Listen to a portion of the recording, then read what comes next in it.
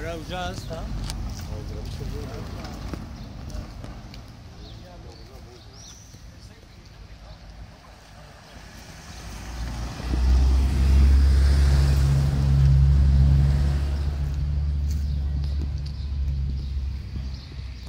Bir de çekerken bak.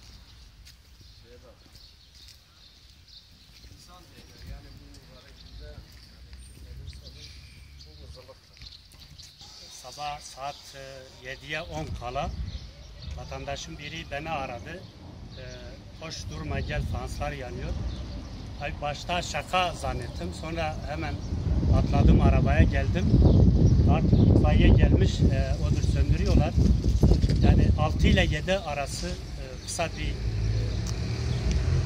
dönem içerisinde böyle bir olay oldu. Yaklaşık 18 palet hepsi yanmıştı.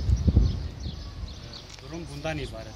Yani güpegündüz elleri kolları sallayarak küçücük bir ilçede böyle bir şeyler oluyorsa yetkililerin oturup düşünmeleri lazım. Yetkililere de sesleniyorum burada. Gidiyoruz ki 3 seferdir emniyete gittim. Rapor tuttular. Yok işte efendim kameralar net göstermiyor gibisinde. Bu da ayrı bir sıkıntı, ayrı bir problem. Fazla diyeceğim bir şey var. Allah razı olsun.